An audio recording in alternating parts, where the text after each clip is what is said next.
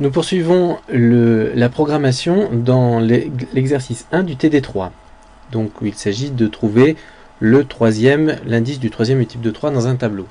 Nous avions fait dans la vidéo précédente la première partie du programme, dans laquelle on va demander à l'utilisateur d'entrer un élément, on va créer un tableau avec n éléments, et pour chaque élément on va demander à l'utilisateur d'entrer un nombre. On avait vu que ça marchait bien. Donc maintenant, en fonction de ce qu'on a vu dans la vidéo qui explique le principe de l'algorithme ici, que va-t-on faire? On a dit on a besoin de 3 variables. Alors qui dit besoin de 3 variables dit déclaration de 3 variables locales.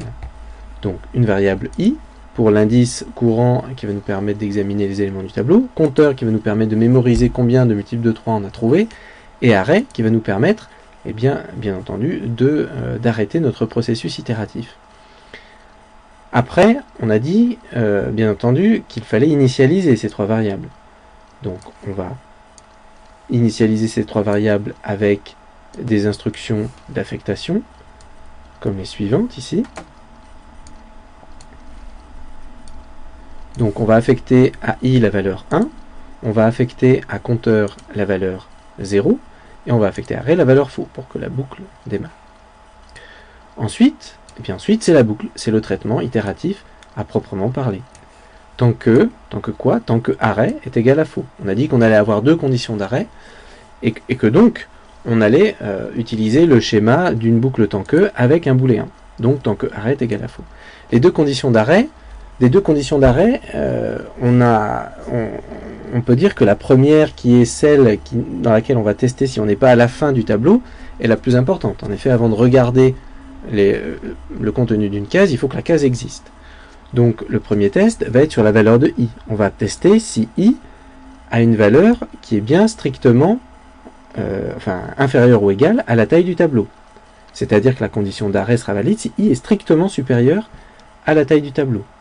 On a donc le test suivant.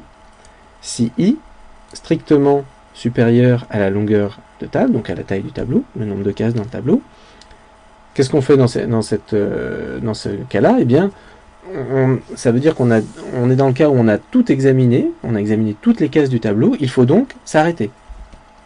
Et pour s'arrêter, il faut mettre arrêt à vrai. On va donc mettre arrêt à vrai. Si on n'est pas dans ce cas-là, ça veut dire que dans i, on a une valeur qui est une des valeurs possibles des indices des cases du tableau. Donc ça correspond à une case qui existe. Il faut donc aller examiner le contenu de cette case et tester si le contenu de la case i est un multiple de 3 ou non. C'est ce qu'on fait avec le test ici. Si la ième case, si le ième élément de tab, modulo 3 est égal à 0, si donc le ième élément de tab est un multiple de 3. Alors si c'est un multiple de 3, on a dit il faut le mémoriser. Il faut mémoriser le fait qu'on vient de rencontrer un multiple de 3. Il faut donc ajouter à compteur 1. Il faut incrémenter le compteur. Ça va se faire avec les instructions suivantes. Avec l'instruction suivante, en fait, ici, affecter à compteur la valeur compteur plus 1. Il suit directement que, comme on a changé la valeur de compteur, bien, c'est le moment pour tester si par hasard, cette valeur-là n'est pas maintenant égale à 3. Auquel cas, il faut aussi s'arrêter. Et donc, c'est pour ça qu'on fait ce test-là, et que dans le cas où c'est positif, il faut bien entendu arrêter la boucle et mettre la valeur vraie dans arrêt. De la même façon qu'on avait arrêté la boucle en mettant vrai dans arrêt si on était à un indice qui était supérieur à la longueur du tableau. Voilà, il reste 2 cas sinon. Alors le premier cas sinon, ici, c'est le cas où on a modifié le compteur, mais le compteur n'est pas encore égal à 3. Donc dans ce cas-là, il faut continuer à examiner les éléments. Et pour examiner l'élément prochain, le prochain élément, pardon, il faut simplement modifier l'indice i et l'incrémenter. C'est donc ce que l'on réalise avec cette instruction-là. Et dans le cas sinon à cet endroit-là, on est dans le cas où on est où ce test-là, le ième élément de tab mode 3 n'est pas égal à 0, c'est-à-dire que l'élément qu'on a examiné n'était pas un multiple de 3. Et bien dans ce cas-là, il faut de la même façon continuer à examiner les autres éléments et donc incrémenter notre indice qui nous permet de parcourir tous les éléments. Il faut donc ajouter encore une fois 1 à i. I est égal à i plus 1, affecté à i, la valeur i plus 1.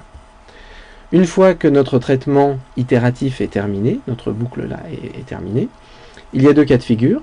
Soit on a examiné tous les éléments et on n'a pas trouvé 3 multiples de 3, auquel cas, comme on l'a vu dans la vidéo précédente, eh bien, dans i, on aura une valeur qui sera égale à la taille du tableau plus 1, comme si on voulait examiner une case supplémentaire. Ça, c'est le premier cas. Donc, on n'a pas trouvé 3 multiples de 3. Et le deuxième cas, c'est le cas où on a trouvé 3 multiples de 3 et où donc i n'est pas strictement supérieur à la taille du tableau. C'est-à-dire que i compris entre 1 et la taille du tableau. Donc, l'affichage du résultat va être différent, bien entendu. On peut résumer les deux cas avec ce test-là, qu'on effectue après la boucle, hein, et non pas à l'intérieur de la boucle. Si i est strictement supérieur à la longueur du tableau, ça veut dire qu'il n'y a pas 3 multiples de 3 dans le tableau, donc on l'affiche. Et sinon, si i n'est pas strictement supérieur, donc il est compris entre 1 et la taille du tableau, alors il faut simplement dire le troisième multiple de 3 est, et puis accoler la valeur i. Et ceci pendant 2 secondes. Voilà, notre algorithme de recherche est terminé. Nous pouvons le tester maintenant. Alors, pour ce faire, je vais juste changer un petit peu le temps d'affichage pour la liste. Je vais donc modifier l'affichage. Ça, c'est aussi une manipulation que vous pouvez faire. On va mettre juste 4 secondes d'affichage du tableau. Voilà. Ensuite, je lance le programme. Je vais rentrer 5 éléments dans le tableau. Le premier sera un multiple de 3, 3. Le deuxième, non, 4. Le troisième, oui, 12. Le quatrième, non, 5. Et le dernier, le cinquième, oui, 24. On a donc les 5 éléments du tableau. Et normalement, voilà, le troisième multiple de 3 est dans la case 5. On peut refaire la manipulation avec un cas où il n'y a pas 3 multiples de 3. On va rentrer par exemple 4 éléments dans le tableau. 2 n'est pas un multiple de 3. 6 est un multiple de 3, pardon. 4 n'est pas un multiple de 3. Et 7 n'est pas un multiple de 3. Donc là, le message doit correspondre à ce cas. Il n'y a pas 3 multiples de 3